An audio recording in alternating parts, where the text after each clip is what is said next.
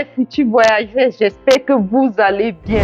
Aujourd'hui, je vais vous dire quelque chose de vraiment très important. Il faut bien écouter ce que je vais dire. Il y a un moment que moi, j'ai déjà accès à l'information que je vais donner aujourd'hui, mais je n'ai pas parlé de cela sur la chaîne parce que parfois, lorsque tu as une information, tu donnes sur la chaîne. Si les gens n'ont pas de problème, ils ne vont pas prendre cette information au sérieux. Lors d'une réunion avec les partenaires, moi, j'ai eu à avoir accès à une information. Ça fait déjà un moment. Moi-même, je ne connaissais pas cette information-là. Aujourd'hui, vous voyez sur les vidéos du Canada, on dit que le Canada ne recrute plus au Cameroun, en Côte d'Ivoire et au Maroc les personnes qui exercent dans le domaine de la médecine. Je vais vous expliquer quelque chose. D'abord, il faut savoir que c'est le Maroc qui a décidé que dorénavant, on ne donne plus de visa pour immigrer au Canada aux personnes qui se sont formées dans le domaine de la médecine au Maroc. Et par la suite, le Canada a aussi dit que bon, ils ne prennent plus au Cameroun et ils ne prennent plus aussi en Côte d'Ivoire les gens qui ont exercé dans le domaine de la médecine ou les gens qui ont été formés dans ce domaine-là. Je vais vous expliquer un peu quelque chose. Je sais qu'il y a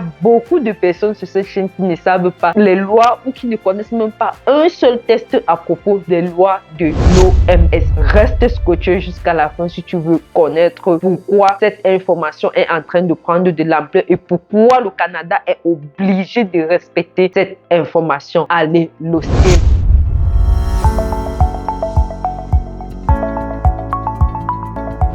Si tu es nouvelle sur cette chaîne, moi c'est bien si moi sur cette chaîne, je te donne des stratégies sur comment pour faire pour voyager rapidement, facilement, mais surtout de façon moins coûteuse vers des pays de l'Occident et en particulier vers l'Allemagne. Donc si tu veux tout savoir à propos, si tu veux rien manquer, mon frère, ma soeur, abonne-toi, active la cloche de notification, mais surtout mon petit pouce like à cette vidéo pour que YouTube puisse la recommander à d'autres personnes. Merci pour ton pouce like que tu viens de mettre. Quelle est l'information que je veux vous transmettre aujourd'hui? Il y a une loi dans les tests de l'OMS, Organisation mondiale de la santé, qui stipule ceci. Dans les pays en voie de développement, dans les pays pauvres, dans les pays qui ne peuvent pas s'autosuffire eux-mêmes dans le domaine de la santé, il n'est pas possible que quelqu'un puisse être formé dans ce pays-là, dans le domaine de la santé, et quitte ce pays pour aller travailler dans un autre pays. Attends, pour toi qui n'as pas bien compris, attends, je répète. Dans les tests de l'OMS, Organisation mondiale de la santé, vous connaissez c'est quoi l'OMS?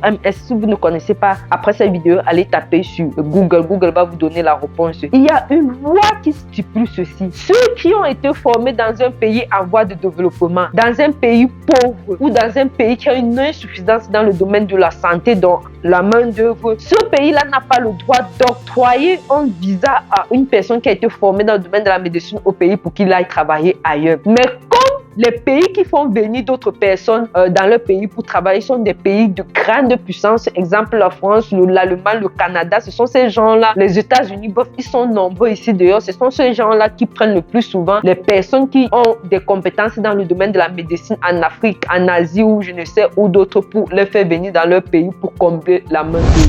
Du coup, l'OMS ferme les yeux sur cette loi-là. Normalement, cette loi-là est écrite en gros caractères dans les tests de l'OMS. Vous pouvez aller lire. Quand moi j'ai appris cette nouvelle, c'était lors d'une réunion où on posait les différentes difficultés. On essayait d'anticiper sur les problèmes que nous, on peut avoir à l'avenir. Vous le savez, je suis partenaire d'une agence qui fait dans l'immigration. Si tu veux immigrer pour venir en Allemagne, une formation professionnelle, pour chercher une place dans une université en Allemagne ou pour chercher une place dans le domaine de la formation, l'agence s'accompagne dans tous ces domaines, dans le domaine d'études aussi. Donc, lorsque on essayait d'anticiper sur les problèmes, parce que c'est aussi ça une agence, si tu veux avancer, si tu ne veux pas aller caler dans 5 ans, 10 ans à cause d'un problème que l'avenir te réserve, il faut déjà essayer d'anticiper sur ce problème-là. Donc, on avait fait une réunion pour savoir quels sont les problèmes sur lesquels il est important d'anticiper. Et ce problème-là était là. On se disait que si, par exemple, on prend une vague de personnes qui veulent venir faire fligue ici en Allemagne et que lorsqu'ils s'inscrivent, ils précisent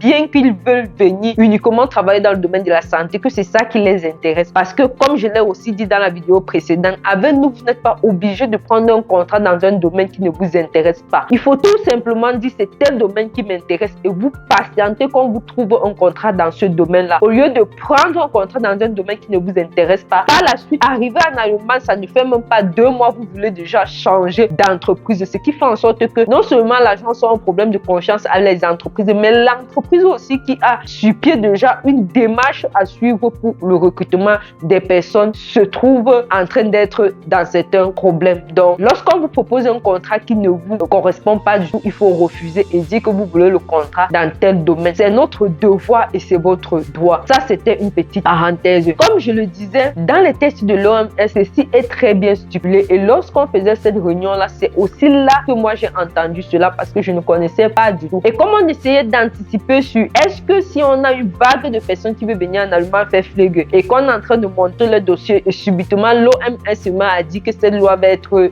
appliquée. Au fait, qu'est-ce qu'on doit faire? Comment est-ce qu'on va essayer de convaincre par exemple l'élève de prendre une formation dans tel domaine ou dans tel autre domaine? C'est là où je me suis dit, donc l'Organisation mondiale de la santé interdit quelque chose, mais les pays sont là en train de faire. C'est-à-dire que la Russie est en train de bagarrer avec l'Ukraine. Ils obtiennent des sanctions tous les jours que Dieu a créé. Je dis bien tous les jours que Dieu a créé. Tu te couches, tu dors, tu te lèves le matin, on te dit que la Russie a obtenu telle sanction. Et dernièrement, même quand j'ai vu que le président de l'Allemagne appelle Poutine pour la discussion de la paix en Ukraine pour le prochain sommet sur l'Ukraine en Suisse, moi j'étais tellement étonné que qu'est-ce qui se passe? Mais après, comme j'ai dit dans l'autre vidéo, on va pas revenir dessus. Si tu n'as pas vu la vidéo, il faut cliquer sur le lien qui s'affiche ici en haut pour aller voir la vidéo. C'est juste que ici en Allemagne aussi pour l'instant, il y a une situation critique avec les immigrants et les partis politiques qui sont contre l'immigration ou qui veulent uniquement une immigration contrôlée sont en train de gagner le territoire. Du coup, le parti politique au pouvoir a un peu de difficultés. Imaginez-vous un instant avec cette loi-ci qui est sortie selon laquelle, ou cette information qui est sortie selon laquelle le Canada ne doit plus recruter. Ça peut mettre une puce aux oreilles du président Olaf Scholz ici en Allemagne. Il peut se dire que ok, on va essayer de changer les choses en attendant par exemple que les élections passent l'année prochaine parce que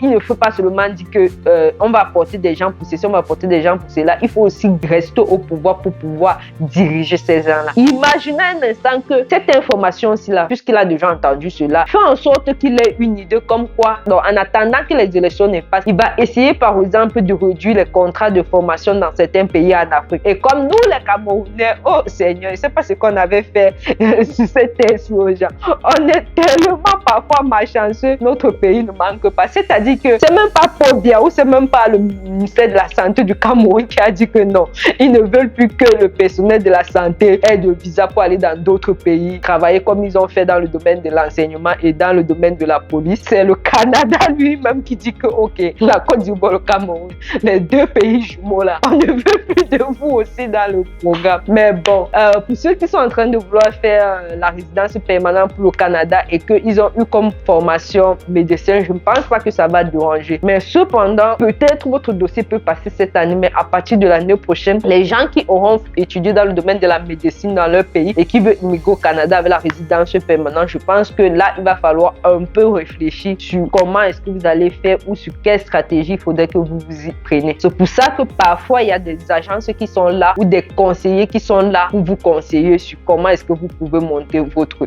dossier. En attendant, s'il vous plaît, comme j'ai dit, suivez les informations en 2025 sur l'Allemagne. Pour toi qui es en train de faire ta procédure pour immigrer en Allemagne en 2025, là, quand tu vois la vidéo d'un YouTuber qui parle de l'Allemagne, mon frère, ma soeur, assois-toi, écoute ce qu'elle dit. Prends tes 10 minutes, prends tes 5 minutes, suis la vidéo jusqu'à la fin parce qu'il y a des gens qui vont parfois mettre l'information la plus importante seulement à la fin de la vidéo. Suis la vidéo jusqu'à la fin. L'information qu'elle va te donner là, ça peut t'aider. Si ça ne t'aide même pas en janvier 2025, là, ça peut t'aider en septembre 2025. On ne sait jamais ce qui va se passer lorsqu'on est dans cette procédure de l'immigration pour aller dans un autre pays. Si tu as aimé le conseil que j'ai donné dans cette vidéo ou si tu as aimé l'information que j'ai donnée dans cette vidéo, s'il te plaît, mets d'abord un petit pouce like à la vidéo pour que YouTube puisse la recommander à d'autres personnes et partage la vidéo au moins dans 2 groupes WhatsApp pour m'encourager. Allez, rendez-vous à la prochaine vidéo.